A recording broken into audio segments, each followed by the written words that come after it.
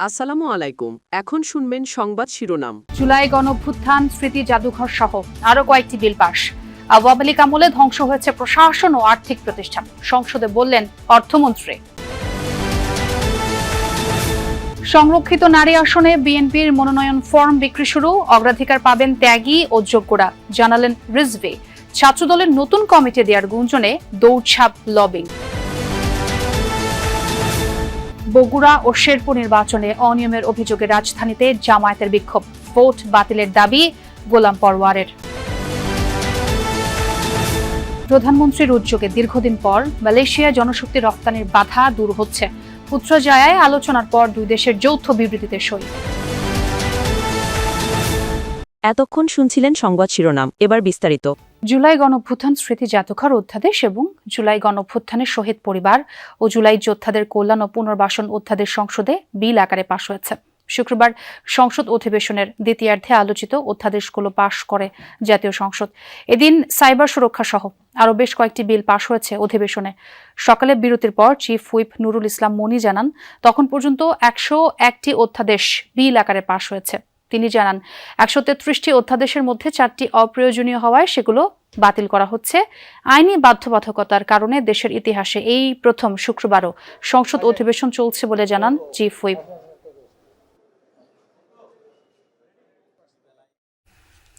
আওয়ামী লীগ সরকারের সময় প্রশাসন ও আর্থিক প্রতিষ্ঠান ধ্বংস করা হয়েছে। অন্তর্বর্তী সরকারের সময়েও অর্থনীতির সব সূচক ছিল নিম্নমুখী। বৈশ্বিক ও অভ্যন্তরীণ নানা ধরনের চ্যালেঞ্জ মোকাবেলা করে অর্থনীতি এগিয়ে নেওয়ার উদ্যোগ নিচ্ছে সরকার। সংসদে কথা জানিয়েছেন অর্থমন্ত্রী আমির খসরু মাহমুদ চৌধুরী। তিনি বলেন, 2034 সালের মধ্যে বাংলাদেশকে $1 ট্রিলিয়ন অর্থনীতির দেশ করার লক্ষ্যে কাজ করছে বিএনপি সরকার। সরকার আর্থিক খাতে সংসদের 13তম বৈঠকের শুরুতেই বক্তব্য দেন অর্থমন্ত্রী আমির খসরু মাহমুদ চৌধুরী। আর্থিক খাত, ব্যাংক, রাজস্ব, মুদ্রাস্ফীতি অর্থাৎ দেশের বর্তমান অর্থনৈতিক চিত্র তুলে ধরেন তিনি। সে সাথে ভবিষ্যৎ পরিকল্পনাও। বলেন, গত 17 বছরে দারিদ্র্য বেড়েছে। মাথাপিছু আয় বাড়লেও একটি মুষ্টিমেয় গোষ্ঠীর হাতে তা কুক্ষিগত ছিল। সরকারের সুদ ব্যয়ের চিত্র উদ্বেগজনক বলেও মন্তব্য করেন তিনি। 2005 থেকে 2024 সাল পর্যন্ত সুদ ব্যয় বেড়েছে 13 গুণ। জনগণ বিনিয়োগের সুফল পায়নি। বাজেট ঘাটতি বৃদ্ধির পাশাপাশি এর মানও প্রশ্নবিদ্ধ হয়েছে। দুর্নীতির কারণে বেড়েছে অর্থনৈতিক বৈষম্য। পরিশোধ ছিল মাত্র 85। মন্ত্রী জানান, মূল্যস্ফীতি নিয়ন্ত্রণ করে 5 থেকে 6% নামিয়ে আনা সরকারের লক্ষ্য। গুরুত্বহীন প্রকল্পগুলো বন্ধে উদ্যোগ নেওয়া হয়েছে এবং গত 15 বছরে বাজার কারসাজির অনিয়ম তদন্তে কমিশন গঠনের কথা বলেন তিনি। অন্তর্বর্তীকালীন সরকার একটি এমন আন্তর্জাতিক অর্থনৈতিক ব্যবস্থার দায়িত্ব গ্রহণ করে যেখানে বই খাতের চাপ, উচ্চ মূল্যস্ফীতি, মন্থর বিনিয়োগ, প্রাতিষ্ঠানিক দুর্বলতা একযুগে বিদ্যমান ছিল। ইন্টেরিয়াম গভর্নমেন্টের সময়ও ইন্ডিকেটর নিম্নগামী ছিল এবং সেখান থেকে এখন আমাদের জন্য একটা নতুন চ্যালেঞ্জ সৃষ্টি করেছে।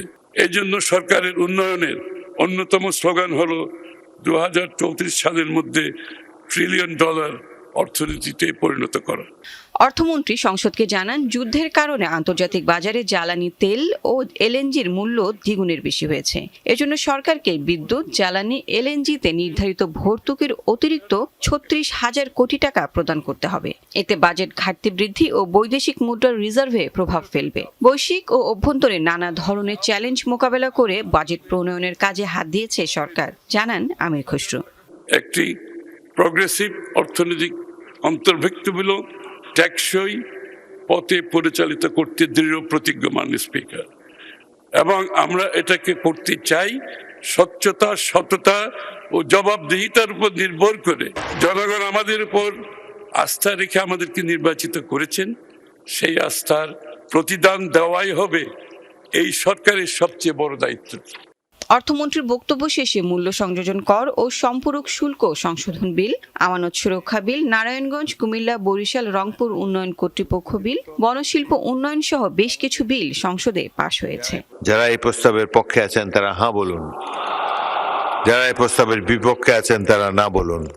Lovely Bithi, Jamuna news, Dhaka. সারা দেশে বেড়েই চলেছে হামের প্রাদুর্ভাব। হামের উপসর্গ নিয়ে বরিশাল, ময়মনসিংহ ও সিলেট মেডিকেলে আরও 4 শিশু মৃত্যু হয়েছে। এর মধ্যে বরিশালে প্রাণ গেছে 2 জনের। আক্রান্তদের মধ্যে বেশিরভাগই শিশু। হামের প্রকোপ ছড়িয়ে পড়ায় উদ্বেগও বাড়ছে মানুষের মাঝে। রোগীর উপচে পড়া ভিড়, দেখা দিয়েছে শয্যা সংকট, হাসপাতালের মেঝেতে জায়গা হয়েছে রোগীদের। দক্ষিণাঞ্চলেও হামের প্রকোপে ছড়িয়েছে আতঙ্ক। এই রোগের উপসর্গ নিয়ে বরিশাল শেরেবাংলা মেডিকেল কলেজ হাসপাতালে শুক্রবার সকাল 8টা পর্যন্ত 24 ঘন্টায় সাদি ও রাকিব নামে 2 শিশুর মৃত্যু হয়েছে। এ সময় নতুন করে হাসপাতালে ভর্তি হয়েছে আরও 31 শিশু। এই 2 জন সহ বরিশাল বিভাগে হামের উপসর্গে মৃত্যুর সংখ্যা পৌঁছালো 14 জনে। ময়মনসিংহ বিভাগেও বাড়ছে প্রাণহানি। শুক্রবার সকাল 9টা পর্যন্ত 24 ঘন্টায় ময়মনসিংহ মেডিকেলে হামের উপসর্গ নিয়ে মারা গেছে 1 শিশু। 24 দিনে হাসপাতালটিতে মৃত্যু হয়েছে 10 জনের। নতুন করে রোগী ভর্তি হয়েছে আরও 20 জন। হাম হচ্ছে ছুয়াশে রোগ, ওটা তো মনে করেন একটা বাচ্চা থেকে আরো 10টা বাচ্চা ছড়াচ্ছে। টাকা গেলে টাকা পাবো, মানুষগুলো কিন্তু মানুষ পাবো না। সরকারতে দাবিলো আমার বিষয়টা একটু গুরুত্বপূর্ণ, মানে একটু নিজের মতো করে দেখার জন্য। নবজাতক যে ওয়ার্ড 28 দিনের নিচের বাচ্চারা থাকে, ওইখানে যাদের ভেন্টিলেটর প্রয়োজন হবে তাদেরকে আর আমাদেরকে ঢাকায় পাঠাইতে হবে না, আমরা এখানে সাপোর্ট দিতে পারবো। Sylhet MAG Osmani medical college হাসপাতালে চিকিৎসাধীন অবস্থায় দিব্য নামে 1 শিশুর মৃত্যু হয়েছে। এ নিয়ে সিলেটে হামের উপসর্গ নিয়ে 3 শিশুর মৃত্যু হলো। বর্তমানে সিলেট বিভাগের বিভিন্ন হাসপাতালে 103 জন রোগী ভর্তি আছে। হাসপাতাল কর্তৃপক্ষ জানিয়েছে শিশুটি হামের উপসর্গ ছাড়াও নিউমোনিয়া ও হার্ট ফেলিওরের মতো শারীরিক সমস্যায় ভুগছিল। রাজশাহী মেডিকেলে 24 ঘন্টায় হামের উপসর্গ নিয়ে 29 জন ভর্তি হয়েছে। এখানে গত জানুয়ারি থেকে এ পর্যন্ত চিকিৎসাধীন অবস্থায় 48 জন শিশুর মৃত্যু হয়েছে। এছাড়াও চাঁদপুর, গাজীপুর, শরীয়তপুর সহ বিভিন্ন জেলার হাসপাতালে হামের রোগী বাড়ছে। এদিকে শুক্রবার 6ষ্ঠ দিনের মতো 18 জেলার 30টি উপজেলায় শিশুদের হামের টিকা দেওয়া হয়েছে। 12 এপ্রিল থেকে ঢাকার 2 সিটি কর্পোরেশন, ময়মনসিংহ ও বরিশাল সিটি কর্পোরেশনে টিকা দেওয়া শুরু হবে। শামস তাবরিজ উচ্ছ্বাস, Jamuna news.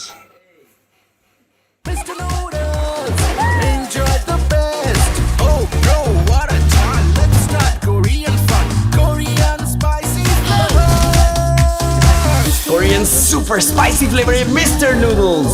Bro, what a chal. জাতীয় সংসদে সংরক্ষিত নারী আসনের জন্য দলীয় মনোনয়ন ফর্ম বিক্রি শুরু করেছে ক্ষমতাসীন বিএনপি। 12 এপ্রিল পর্যন্ত ফর্ম ক্রয় ও জমা দিতে পারবেন মনোনয়ন প্রত্যাশীরা। নারী নেত্রীদের আশা, বিগত দিনের আন্দোলন সংগ্রামের মূল্যায়ন করে মনোনয়ন দেবে বিএনপি। দলের সিনিয়র যুগ্ম মহাসচিব রিজভী আহমেদ জানিয়েছেন, সংসদে কথা বলার যোগ্যতা ও দলের প্রতি ত্যাগ বিবেচনায় নিয়ে প্রার্থী চূড়ান্ত করবে মনোনয়ন বোর্ড। ছাত্রদলের প্রতিষ্ঠাতা আহ্বায়ক কাজী নয়াপল্টনে বিএনপির কেন্দ্রীয় কার্যালয়ে নারী নেতৃত্বের ভিড়। দেশের নানা প্রান্ত থেকে ছুটে এসেছেন তারা, যারা সংরক্ষিত আসনে সংসদ সদস্য হতে দলীয় মনোনয়ন প্রত্যাশী।